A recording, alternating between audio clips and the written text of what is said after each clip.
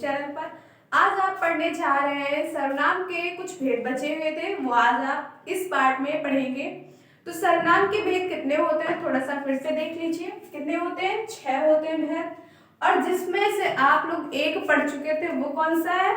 पुरुषवाचक। कौन सा है? पुरुषवाचक सर्वनाम। ठीक है, पुरुषवाचक आप पढ़ चुके हैं। ये थोड़ा सा लंबा है क्योंकि पुरुषवाचक के भी 3 भेद होते हैं। कितने? पुरुषवाचक के 3 भेद होते हैं। एक तो उत्तम पुरुष, ठीक है, दूसरा होता है मध्यम पुरुष, और मध्यम पुरुष के बाद अन्य पुरुष। ठीक है, तो ये थोड़ा सा लंबा था, इसलिए आप लोगों ने मैंने आपको पिछले वीडियो में बताया था। और सर्वनाम के बारे में जो भी जानकारी थी, परिभाषा क्या होती है, मूल सर्वनाम कितने होते हैं, 11 होते हैं, ये बताया था आपको। और आज कितने बचे हुए हैं? 5 बचे हुए हैं, जो आज इस वीडियो में कंप्लीट हो जाएंगे। तो आइए देखते हैं, इसको रफ कर देती हूँ मैं। देखिए, मैं यहाँ पे मैंने हेडिंग डाली है निश्चयवाचक सर्वनाम। तो हम सबसे पहले लिखेंगे निश्चयवाचक सर्वनाम की परिभाषा। जिस सर्वनाम से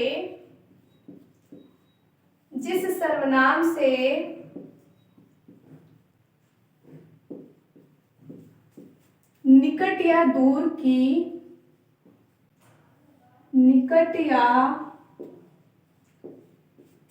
के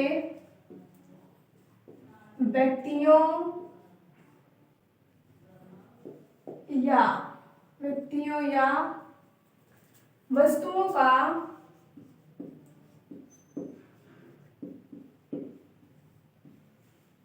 निश्चित ज्ञान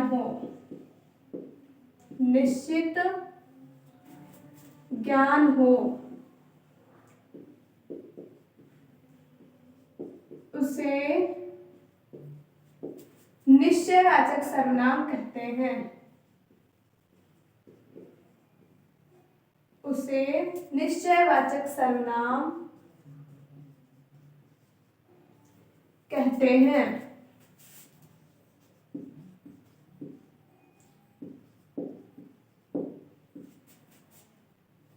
कौन कौन से वो सर्वनाम होते हैं ये भी देखिए, यहाँ पर लिख लीजिए, ऐसे लिख लीजिए, एरो बना के यहाँ पर लिख लीजिए, यह वह, ठीक है। तो ये है निश्चयवाचक सर्वनाम की परिभाषा। तो इसको एक बार पढ़ते हैं, देखते हैं क्या ये परिभाषा कहेगी। देखिए, ये बात मैं आपसे पहले भी कई बार कह चुकी हूँ, फिर से कह रही हूँ कि हिंदी के जो शब्द होते हैं वो उनको जब हम पढ़ते हैं तभी वो अपना अर्थ बता देते हैं कि ये जो शब्द है ये क्या कहना चाह रहा है। ठीक है, जैसे पहले आपने पढ़ा था पुरुषवाचक सर्वनाम, तो वो क्या कहना चाह रहा था? पुरुषवाचक सर्वनाम मतलब जहां पर किसी व्यक्ति की बात हो रही हो। यहाँ पर क्या लिखा हुआ है? निश्चयवाचक मतलब जहां पर कंफर्म है कि कुछ है, मतलब हमें पता है कि ये है। ठीक है, निश्चित ज्ञान है, वो कोई भी चीज हो, निश्चित ज्ञान है, किसी व्यक्ति के बारे में भी और किसी वस्तु के बारे में भी हो सकता है। ठीक है, तो वो निश्चयवाचक सर्वनाम के अंतर्गत कौन से सर्वनाम होते हैं? एक तो यह और दूसरा वह। ठीक है, तो यहाँ पर लिखिए उदाहरण।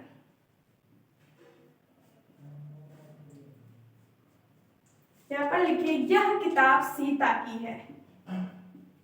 यह किताब मेरी है, लिख लीजिए, यह किताब मेरी है, यह किताब मेरी है। तो इसमें क्या लिखा है कि यह किताब मेरी है, मतलब मैं कह रही हूं किसी से कि ये जो बुक रखी हुई है यहाँ पर, ये बुक मेरी है, ये किताब मेरी है, कि मुझे पता है, निश्चय ही कंफर्म है कि ये बुक जो रखी है ये मेरी है। तो यहाँ पर किसका बोध हो रहा है कि निश्चय ही मतलब ये है मेरी किताब। तो ये किसका बोध करा रहा है? ये जो यह शब्द यहाँ पर लिखा हुआ है, यह है इसमें निश्चयवाचक सर्वनाम। और एग्जाम में क्या होता है कि आपको ऐसे ही एक वाक्य दे दिया जाता है, अंडरलाइन कर दिया जाता है और पूछा जाता है कि इसमें कौन सा सर्वनाम है। तो जब आपको सर्वनाम की पूरी तरह से जानकारी हो जाएगी तो आप जैसे ही वाक्यों को पढ़ेंगे तो आपको पता चल जाएगा कि ये जो वाक्य है ये हमसे क्या कहना चाह रहा है, इसके अर्थ क्या निकल रहे हैं। दूसरा देखिए, वह मेज उनकी है। वह मेज उनकी है। यहाँ पर मैंने क्या लिखा, यह मेज उनकी है। किसकी है? किसी की भी, मतलब मैं किसी के बारे में कह रही हूँ ना कि ये मेज है उसकी, कंफर्म है ये उसी की है, उसकी जाके मेज उसको दे दो। ये मेज किसकी है? ये मेज उनकी है, उनकी है। तो ये जो वह है, ये वह यहाँ पर हो जाता है निश्चयवाचक सर्वनाम।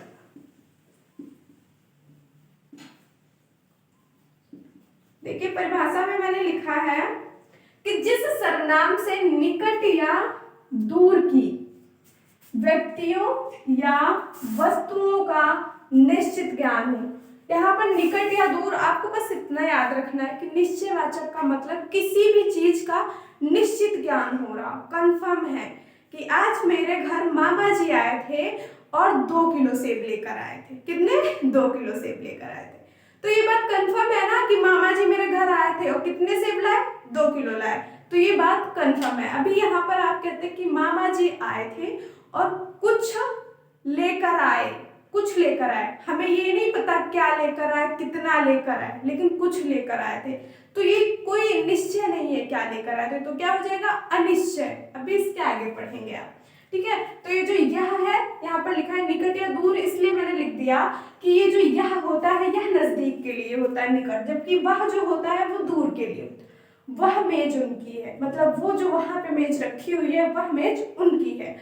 मैंने बोला ये जो बोर्ड है ये मेरा है, ये कलम मेरा है, मेरे पास है, नजदीक है तो बोल दिया ये पेन मेरा है या कलम मेरा है। अभी ये कहीं दूर पे रखा होता तो मैं देखती ऐसे और बोलती वो कलम जो वहां पर रखा है वो मेरा है, तो मतलब वो दूर है, इसलिए मैं बोल रही हूँ वह कलम मेरा है, ठीक है। एक और देख लीजिए, वह मेरा घर है। वह मेरा घर है। वह मेरा घर है, ये भी निश्चित बात है कि वह मेरा घर है, ठीक है, ये मैं बता रही हूँ किसी को। तो जिसमें मतलब निश्चय हो कि ये मेरा है, निश्चय ही किसी व्यक्ति या किसी वस्तु का बोध हो रहा हो, वहां पर निश्चयवाचक सर्वनाम होता है। अब देखिए यहाँ पर लिखा हुआ है यह वह। अब यह वह जो है वो पुरुषवाचक सर्वनाम में भी आता है, ठीक है। तो आपको कंफ्यूज बिल्कुल भी नहीं होना है। देखिए पुरुषवाचक, अभी मैंने बताया था आपको 3 भेद होते हैं। एक तो उत्तम पुरुष, दूसरा होता है मध्यम, और एक होता है अन्य। तो देखिए उत्तम में मैं आता है, जबकि मध्यम में तू आता है, आप आता है, और अन्य में यह वह आता है, यह और वह आता है। अब आप कहेंगे यह वह, तो अन्य में आता है यहाँ पर, और यह वह यहाँ पर भी है। तो यह वह जिसके पीछे कोई व्यक्ति हो, कोई व्यक्ति कोई काम कर रहा हो, तो वहां पर हो जाएगा यह और वह। जबकि कहीं पर किसी बात का निश्चय हो रहा है कि ये निश्चय ही मुझे पता है, कंफर्म है कि ये हो रहा, वहां पर यह वह निश्चयवाचक के लिए हो जाएगा, ठीक है। जिस प्रकार से यहाँ पर लिखे हुए हैं वाक्य देखिए कि यह किताब मेरी है, ये मेज उनकी है, यह वह मेरा घर है, ठीक है। अभी यहाँ पर मैंने बोल दिया कि वह कल ही आगरा से आया है। वह कल ही आगरा से आया है। वह कल ही आगरा से आया है, ठीक है। तो आगरा से कल ही कौन आया है? कोई व्यक्ति आया है ना, किसी व्यक्ति की बात यहाँ पर हो रही है। तो इसका मतलब हो गया कि जो यह है, वह जो ये है, वह कल ही आगरा से आया है, तो ये वह किसी व्यक्ति के लिए यहाँ पर प्रयुक्त हो रहा है, तो इसका मतलब यहाँ पर पुरुषवाचक सर्वनाम हो जाएगा, ठीक है। इस प्रकार से आपको अंतर याद रखना है, कंफ्यूज बिल्कुल भी नहीं होना है, ठीक है। जहां पे आपको लगे पढ़ के वाक्य को कि इसके पीछे किसी व्यक्ति, कोई व्यक्ति आ रहा है, जा रहा है, कुछ कर रहा है, ठीक है, तो वहां पर क्या हो जाएगा, पुरुषवाचक। जबकि कहीं पर कोई निश्चय ही बोध हो रहा हो किसी वस्तु का, किसी व्यक्ति का, तो वहां पर हो जाएगा निश्चयवाचक सर्वनाम। और ये बात आपको अच्छे से याद रखनी है। उसके बाद लिखिए, मैं ये थोड़ा सा रफ कर देती हूँ, ये नोट कर लीजिए आप लोग।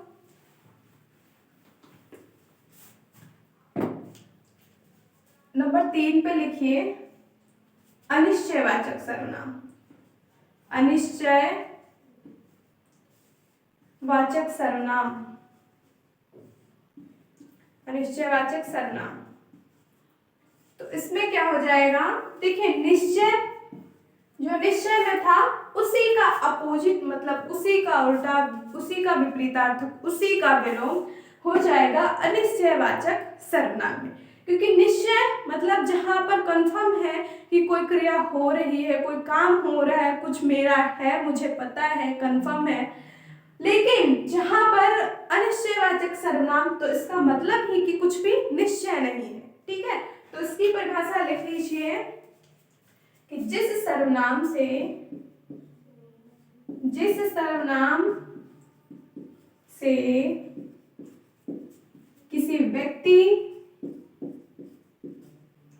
किसी व्यक्ति या वस्तु निश्चित ज्ञान ना हो, निश्चित ज्ञान ना हो, उसे अनिश्चयवाचक सर्वनाम कहते हैं। उसे अनिश्चयवाचक सर्वनाम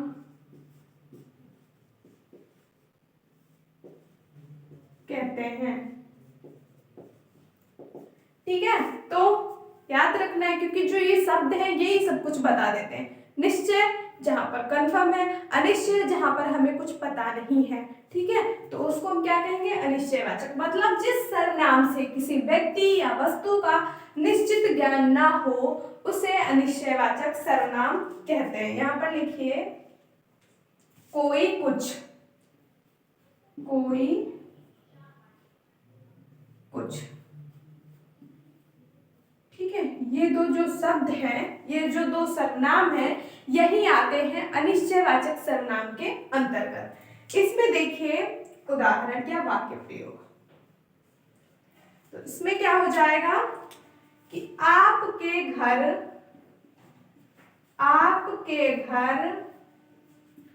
कोई आया है, आपके घर कोई आया है, ठीक है। मैंने लिखा आपके घर कोई आया है। अब बताइए, मैं आपसे पूछ रही हूँ कि आपके घर कोई आया है, तो आपको भी नहीं पता है कि आपके घर कौन आया है। तो मैं आपसे पूछ रही हूँ कि आपके घर कोई आया है, कौन आया है, नहीं पता है। मौसी आई है, मौसा आया है, चाचा चाची, मामा मामी, है ना, नहीं पता, कुछ भी निश्चित नहीं है कि कौन मेरे घर पे आया है, लेकिन कोई आया है। तो जहां पर कुछ भी निश्चित ना हो, वहां पर क्या हो जाएगा, अनिश्चयवाचक सर्वनाम। और ये शब्द है, और इसी में कौन सा है, अनिश्चयवाचक सर्वनाम, ठीक है। तो एग्जाम में क्या होता है कि अंडरलाइन करके शब्द दे दिए जाते हैं और पूछा जाता है कि इनमें कौन सा सर्वनाम है, इस शब्द में कौन सा सर्वनाम है, इस वाक्य में कौन सा सर्वनाम है, इस तरह से, ठीक है। तो आपको याद रखना है, एक तो आप ऐसे सीधा याद रख सकते हैं कि अनिश्चयवाचक सर्वनाम के अंतर्गत कोई और कुछ सर्वनाम आते हैं। तो जहां पर आपको कोई और कुछ दिखे, वहां पर कौन सा सर्वनाम हो जाएगा, अनिश्चयवाचक, ठीक है। यह देखिए निश्चयवाचक में और जो ये पुरुषवाचक होता है, पुरुषवाचक में जो अन्य पुरुष है, उसमें थोड़ा सा कंफ्यूजन हो जाता है, जो कि अभी मैंने आपका कंफ्यूजन क्लियर कर दिया कि जिसके पीछे किसी व्यक्ति का हाथ, कोई व्यक्ति कुछ कर रहा हो तो वहां पर क्या हो जाएगा, पुरुषवाचक। जबकि कहीं पे कुछ निश्चय हो रहा हो तो वहां पर हो जाएगा निश्चयवाचक सर्वनाम, जहां पर यह वह किसी निश्चय के लिए हो रहा हो कि निश्चित है ये काम हो रहा है, तो वहां पर जो यह वह होगा वो किसके लिए प्रयुक्त होगा, निश्चयवाचक सर्वनाम के लिए। ठीक है, ये बात पिछले अभी मैं कई बार बता चुकी हूँ, फिर बता रही हूँ। तो यहाँ पर क्या हो गया कि जहां पर कोई कुछ दिखे वहां पर क्या हो जाएगा, अनिश्चयवाचक सर्वनाम। मैंने यहाँ पर लिखा आपके घर कोई आया है, तो कोई आया है लेकिन ये नहीं पता है कौन आया है, तो इसलिए यहाँ पर हो जाएगा अनिश्चयवाचक सर्वनाम। आगे देखिए, उसने कुछ लिया है, उसने कुछ लिया है, उसने कुछ लिया है, उसने कुछ लिया है, पता नहीं क्या लिया है, ये नहीं पता है, पेन लिया, कॉपी ली, कपड़े लिए, जूते लिए हैं, क्या लिया कुछ नहीं हमें पता है, लेकिन ये पता है कुछ लिया है। तो कुछ निश्चित तो है नहीं, अनिश्चित है। ठीक है, इसलिए इसमें हो जाएगा अनिश्चयवाचक सर्वनाम। जैसे अभी मैंने बोला था कि कोई आया है, तो यहाँ पर लिखा मामा जी कुछ लाए हैं, मामा जी कुछ लाए हैं, कुछ लाए हैं, पता नहीं क्या लाए हैं, ये तो नहीं पता क्या लाए हैं, अनार लाए, केला लाए, सेब लाए या मेरे लिए कपड़े लाए हैं, है ना, तो ये नहीं पता, लेकिन क्या है कि मामा जी कुछ लाए, तो ये जो कुछ होगा इसी में हो जाएगा अनिश्चयवाचक सर्वनाम, अनिश्चयवाचक सर्वनाम। ठीक है, तो ये आपको याद रखना है, बस इन्हीं दो में थोड़ा सा कंफ्यूजन आप लोगों को हो जाता, बाकी तो सब अलग अलग हैं। ठीक है, तो इतना नोट कर लीजिए या फिर स्क्रीनशॉट ले लीजिए, इसको रफ कर देती हूँ। नंबर 4 डाल लीजिए, प्रश्नवाचक सर्वनाम।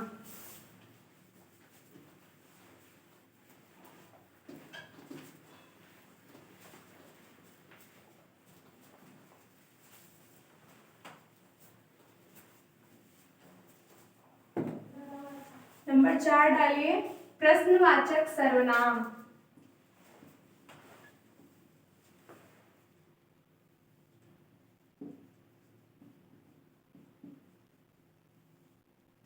इसकी परिभाषा लिखते हैं। देखिए, प्रश्नवाचक, जहां पर प्रश्न का बोध हो रहा हो, तो देखिए इसकी परिभाषा क्या कह रही है, लेकिन ये जो हेडिंग है उससे पता चल रहा है, अनुमान लग रहा है कि इसमें प्रश्न जैसा कुछ होगा। ठीक है, तो यहाँ पर क्या लिखना है, जिस सर्वनाम का प्रयोग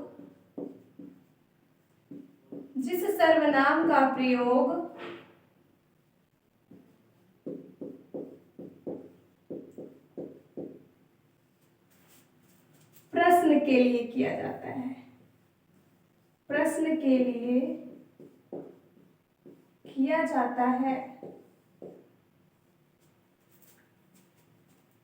किया जाता है, उसे प्रश्नवाचक सर्वनाम कहते हैं।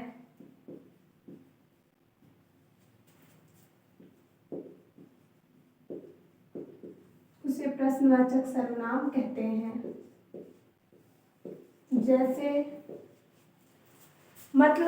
जैसे का मतलब यहाँ पर है कि इसके अंतर्गत कौन से वो सर्वनाम होंगे। ठीक है, तो वो यहाँ पर लिख लीजिए, जैसे कौन क्या, कौन क्या। ठीक है, कौन क्या, ये मूल सर्वनाम है। देखिए, अभी तक मैंने जितने भी आपको सर्वनाम बताए, जो मूल सर्वनाम होते हैं कुल वो कितने होते हैं, 11 होते हैं, और जो सर्वनाम अभी तक मैंने पढ़ाए हैं, सर्वनाम के भेद आपको, उसमें मैंने आपको सिर्फ और सिर्फ मूल सर्वनाम बताए। ठीक है, तो ये भी मूल सर्वनाम है, कौन क्या। तो प्रश्नवाचक सर्वनाम के अंतर्गत ये दो सर्वनाम है, कौन और क्या। परिभाषा कह रही है, जिस सर्वनाम का प्रयोग प्रश्न के लिए किया जाता है उसे प्रश्नवाचक सर्वनाम कहते हैं।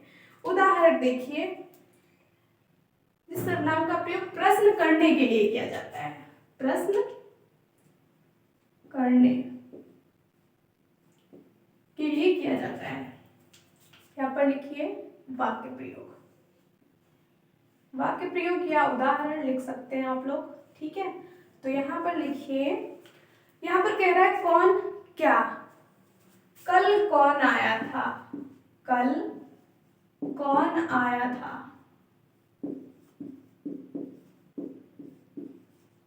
देखिए प्रश्नवाचक सर्वनाम की सबसे जो खास बात है वो कौन सी है कि ये प्रश्नवाचक चिन्ह होता है। जब मैं आपको विराम चिन्ह पढ़ाऊंगी बताऊंगी तो उसमें ये मैं आपको बताऊंगी कि ये जो चिन्ह होता है ये प्रश्नवाचक चिन्ह होता है, ठीक है।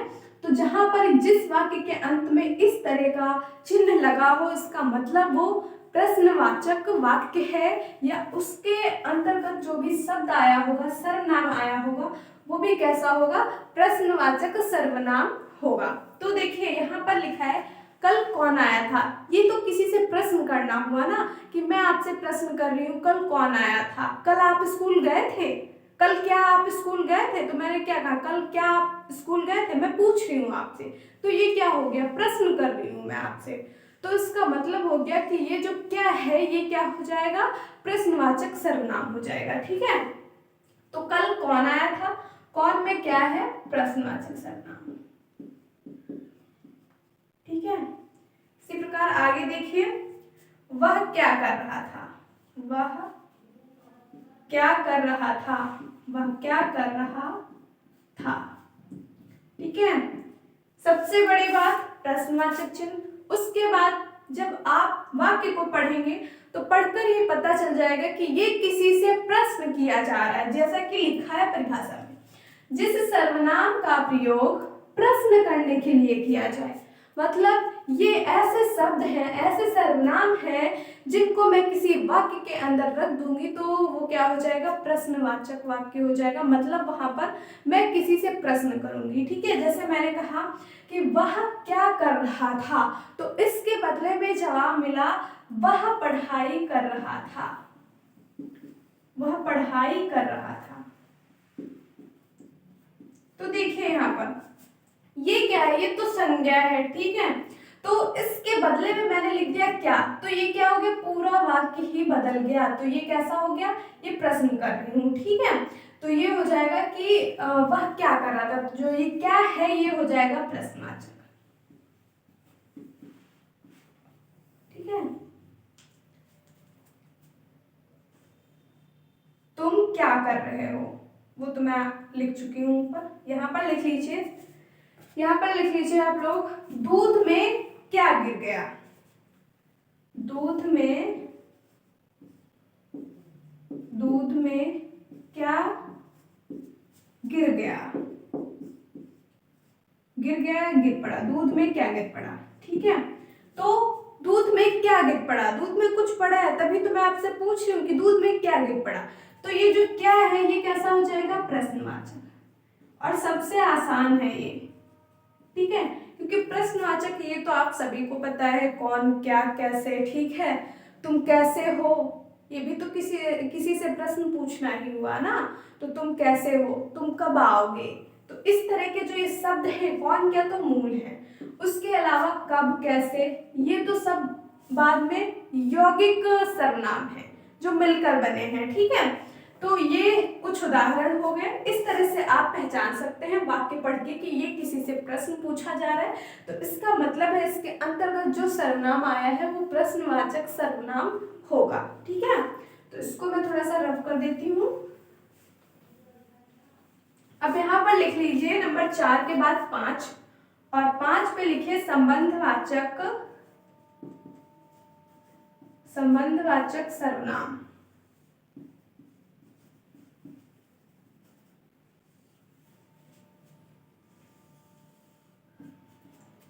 जिस सर्वनाम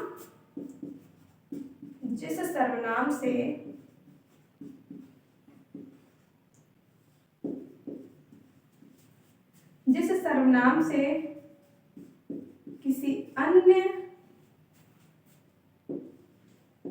किसी दूसरे सर्वनाम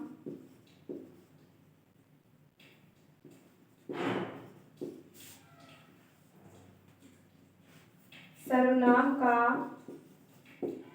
संबंध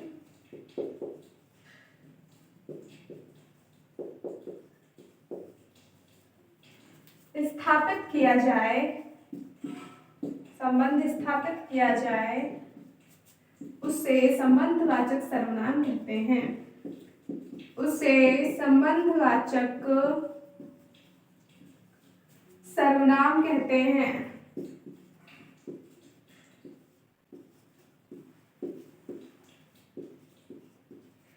ठीक है, तो यहाँ पर मैंने क्या लिखा कि इसके जो संबंधवाचक सर्वनाम की परिभाषा है जो वो थोड़ा सा पढ़ के कंफ्यूजन हो जाता है, इतनी आसानी से समझ में नहीं आती, लेकिन उसमें कुछ भी नहीं है, बस ये है कि आप लोग 2-3 उदाहरण देख लीजिए, बात सारी क्लियर हो जाएगी।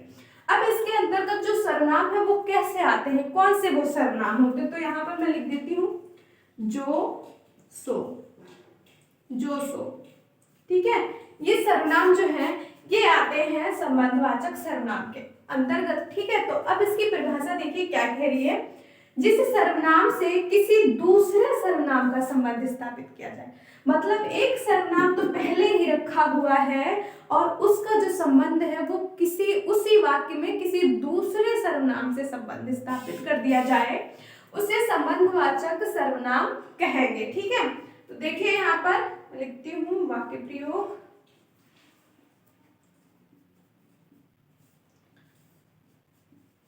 आप लोगों ने पढ़ा होगा, सुना होगा, देखा होगा लोगों को कहते हुए, जो जैसा करेगा वैसा भरेगा, या फिर जो सोवेगा वो खोवेगा। ठीक है, या जैसी करनी वैसी भरनी, इस तरह के जो वाक्य हैं वो आप लोगों ने सुनेंगे, तो वही जो वाक्य है वो यहाँ पर आपके काम आने वाले हैं। देखिए, जो जागेगा, जो जागेगा सो पावेगा, जो जागेगा सो पावेगा।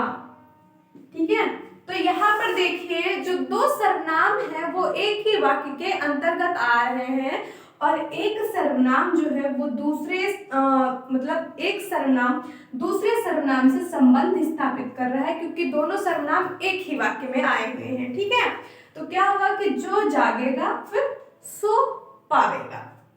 इसी प्रकार देखिए, जो सोवेगा सो खोवेगा, जो सोवेगा सो खोवेगा, सो खोवेगा। ठीक है, इस तरह के शब्द जो और सो आपको मिले एक ही वाक्य में, एक ही वाक्य में जहां पर आपको दो सर्वनाम मिले वहां पर कौन सा होगा, संबंधवाचक सर्वनाम, क्योंकि एक ही वाक्य में दो सर्वनाम प्रयोग हो रहे हैं और दोनों का एक दूसरे से संबंध प्रकट हो रहा है, इसलिए वहां पर कौन सा सर्वनाम हो जाएगा, संबंधवाचक सर्वनाम हो जाएगा। ठीक है, यहाँ पर जैसे लिख दिया, ये तो हो गया आपके मूल सर्वनाम, इसके अलावा कुछ और भी हो सकता है, जैसे जो इनसे बने हैं, मिश्रण से जो बने हैं, कैसे, जैसे बोल दिया जाता है जैसी करनी वैसी भरनी, जैसी करनी वैसी भरनी, जैसी करनी वैसी भरनी। तो इसमें भी क्या होगा, ये जो जैसी और वैसी हैं ये दोनों शब्द जो है ये संबंधवाचक सर्वनाम है। ठीक है, क्योंकि जो सो तो ये मूल है, जबकि ये मैंने बताया था और भी बहुत सारे सर्वनाम हैं जो कि मूल सर्वनामों के यौगिक से बने हैं, मिश्रण से बने हैं। ठीक है, तो ये वही सर्वनाम है। ठीक है, ये तो मूल है और ये जो है यौगिक से बने हुए, तो जैसी करनी वैसी भरनी, इसमें भी आपका कौन सा सर्वनाम हो जाएगा, संबंधवाचक सर्वनाम। जैसे लिखा है जो आएगा, जो आएगा सो जाएगा, जो आएगा सो जाएगा, या तो सत्य है, कहीं कहीं आपको ये भी लिखा हुआ मिलेगा कि या तो सत्य है, कि सत्य तो है ही। देखिए, आपके घर पे कोई मेहमान आया है तो क्या होगा कि आया है लेकिन वो तो जाना ही जाना है, एक दिन रुकेगा, 2 दिन रुकेगा, 2 दिन के बाद चला जाएगा। ऐसे ही जो मनुष्य है, प्राणी है इस धरती पर, उनका भी यही हाल है कि आए तो है लेकिन एक ना एक दिन जाना है, क्योंकि ये तो कंफर्म है कि मृत्यु तो एक दिन होनी ही है। ठीक है, तो इस प्रकार से जो आएगा सो, जो आएगा यहाँ पर सो होना चाहिए, सो जाएगा। ठीक है, तो ये सबसे आसान है, लेकिन बस इतनी बात है कि आपको ये परिभाषा पे ज़्यादा कंफ्यूजन नहीं होना है, कंफ्यूज बिल्कुल भी नहीं होना है कि हड़बड़ाना नहीं है कि ये कठिन है उसको नहीं याद कर पाएंगे। बस इतना याद रखना है, संबंधवाचक सर्वनाम का मतलब होता है जहां पर दो सर्वनाम एक ही वाक्य में एक दूसरे से संबंध स्थापित कर रहे हो। ठीक है, वही क्या हो जाएंगे, संबंधवाचक सर्वनाम। और वाक्य से सीधा आप कैसे पहचानेंगे, जहां पर एक ही वाक्य में दो सर्वनाम दिए हो, जो जैसा करेगा वो वैसा भरेगा, जैसी करनी वैसी भरनी, जिसकी लाठी उसकी भैंस, जो सोवेगा सो खोएगा। इस तरह के वाक्य जो मिलेंगे वो कैसे होंगे, उनके अंतर्गत जो सर्वनाम होंगे वो कैसे होंगे, संबंधवाचक सर्वनाम। इतना नोट कर लीजिए या फिर स्क्रीनशॉट ले लीजिए। इसके बाद एक और बचा है निजवाचक सर्वनाम। नंबर 6 डाल लीजिए, निजवाचक सर्वनाम।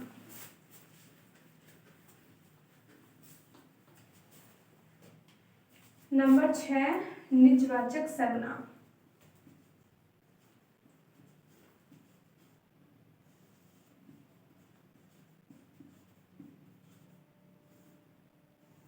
और निज, यहाँ पर आपको एक बात समझ में आ रही होगी ये हेडिंग पढ़ के, निजवाचक, निज मतलब अपना, स्वयं का, है ना। निज का मतलब होता है अपना, तो इसकी परिभाषा भी कुछ इसी तरह की होगी। जिन सर्वनाम का प्रयोग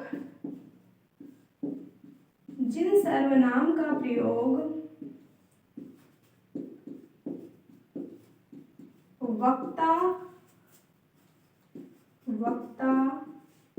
स्वयं के लिए करता है, वक्ता स्वयं के लिए करता है, उसे प्रश्नवाचक सर्वनाम कहते हैं। प्रश्नवाचक सर्वनाम कहते हैं।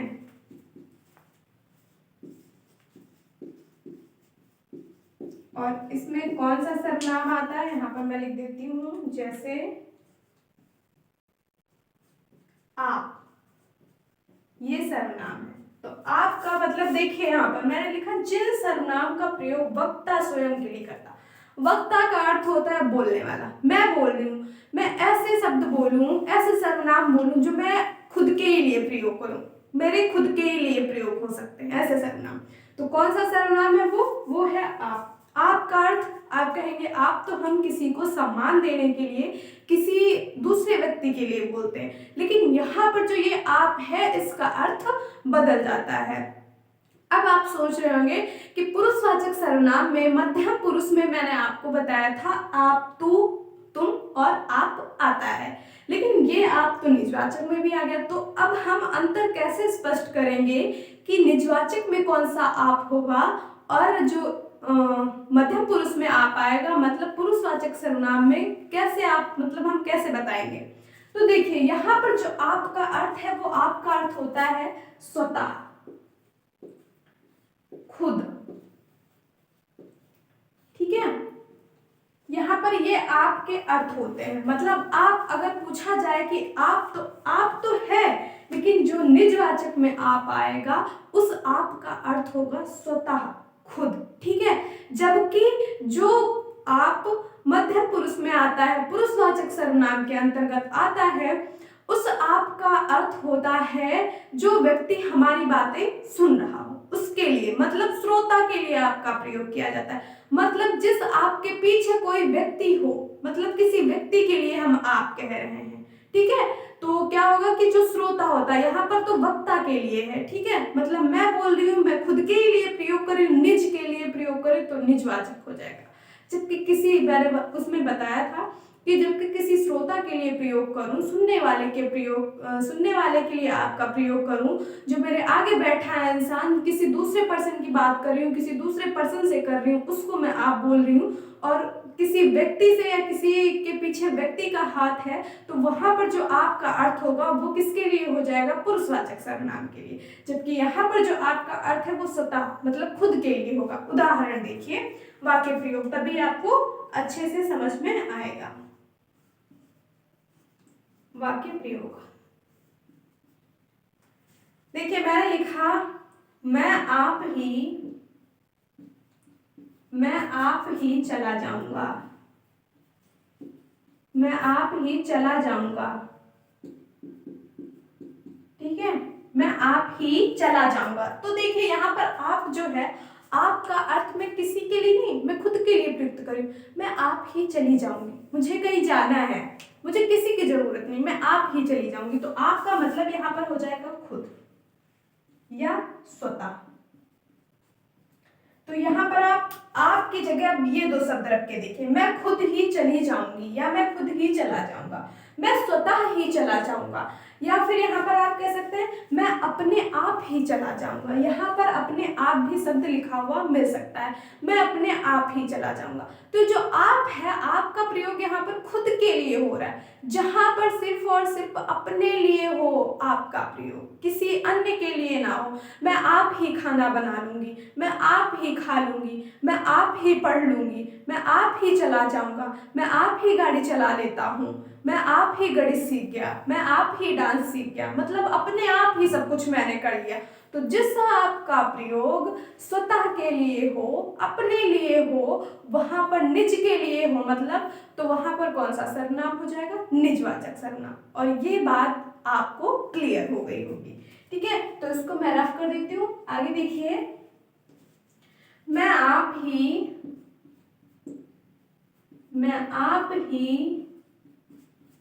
अंग्रेजी बोलना सीख गया, मैं आप ही अंग्रेजी बोलना सीख गया, ठीक है। मतलब मुझे किसी ने नहीं सिखाया, मैं आप ही स्वतः ही खुद ही अंग्रेजी बोलना सीख गया। आगे देखिए, मैं आप ही खाना बनाता हूँ, मैं आप ही खाना बनाता हूँ,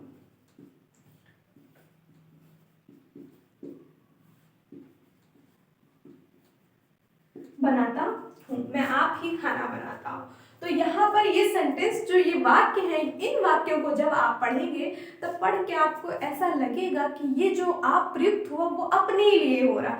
मैं पढ़ रही हूँ तो मुझे लग रहा मेरे लिए। अभी इन वाक्यों को आप पढ़ेंगे तो क्या कहेंगे? मैं आप ही खाना बनाता हूँ, मतलब किसी से आप कह रहे हैं तो क्या कहेंगे? मैं अपने आप ही खाना बनाता हूँ, मैं स्वयं ही खाना बनाता हूँ, या मैं खुद ही खाना बनाता हूँ। आपकी जगह पर यदि आपको स्वतः या खुद, अपने